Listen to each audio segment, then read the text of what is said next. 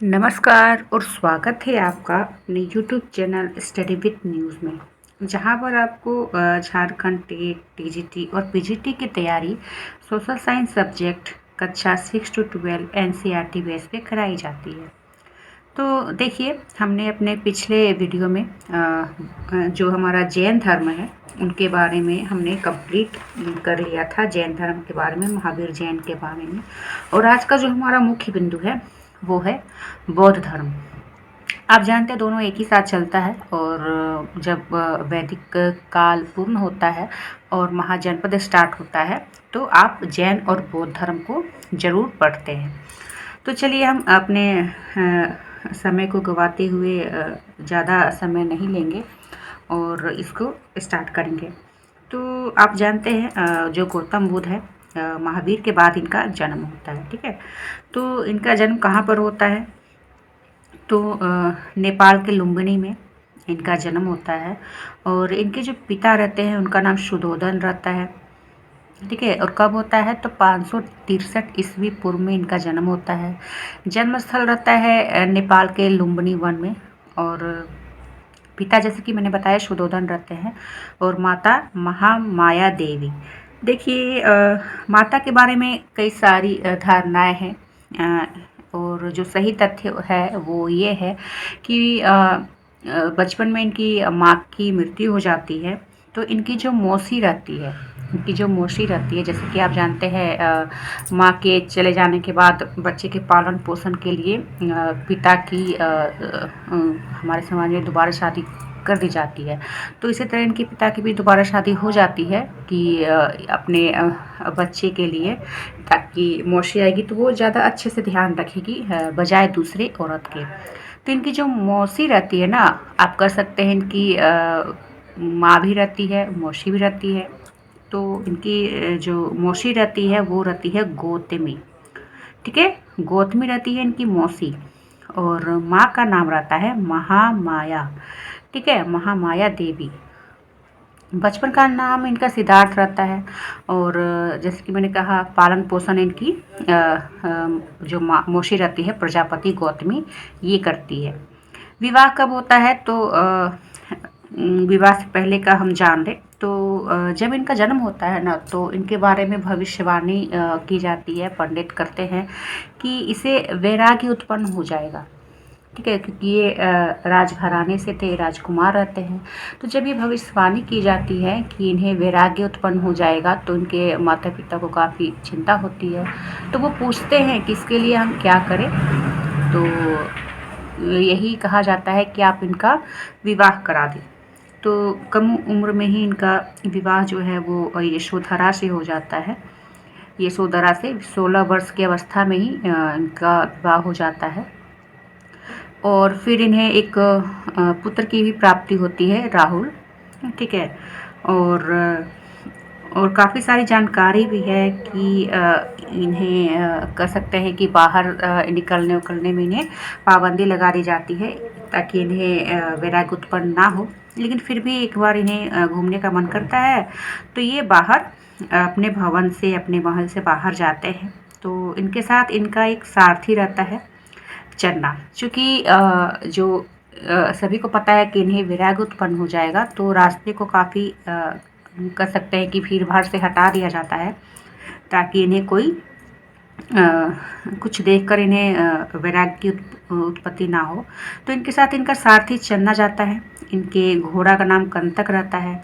तो रास्ते में इन्हें ना चार कह सकते हैं कि चार अवस्थाएं मिलती है, यही कह सकते हैं।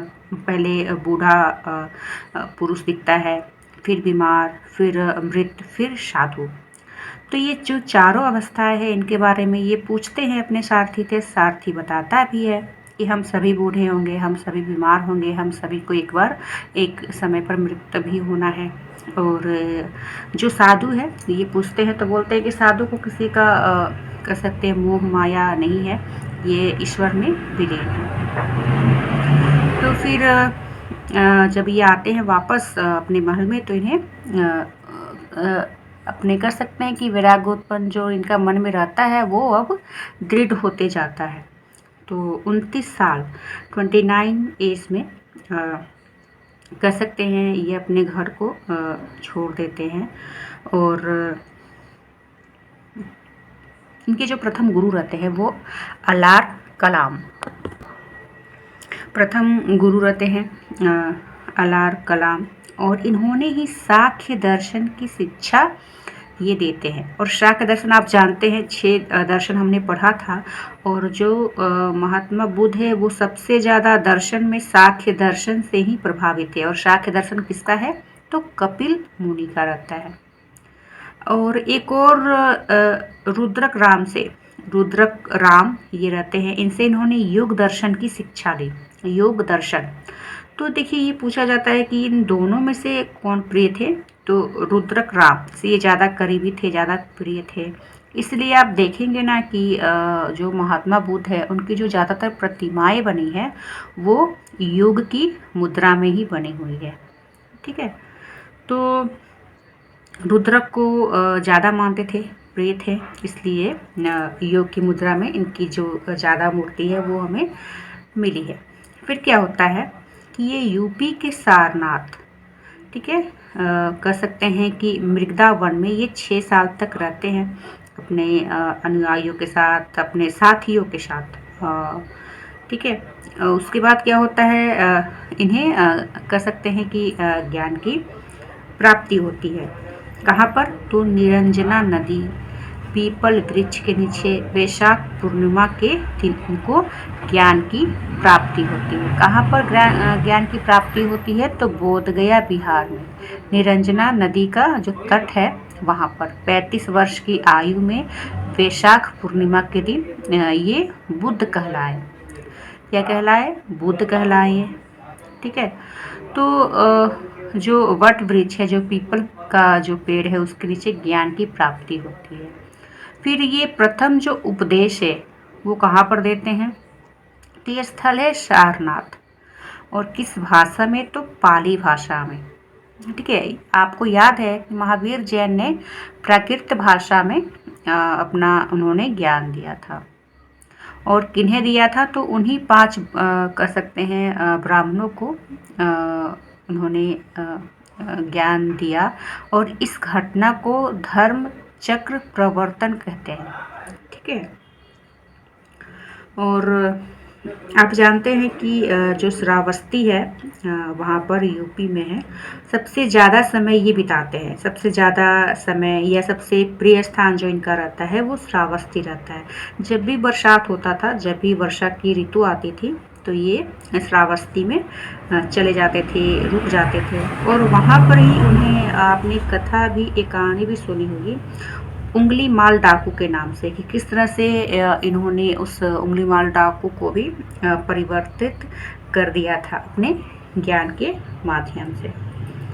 तो फिर क्या होता है, इनके काफ़ी सारे शिष्य बनते हैं, अनुयायी बनते हैं।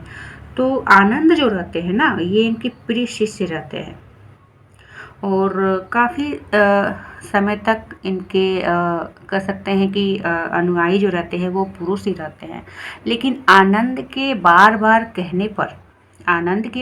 कहने पर इन्होंने क्या किया कि स्त्रियों को भी संघ में प्रवेश करने की अनुमति दे दी। किसके कहने पर? तो आनंद के कहने पर।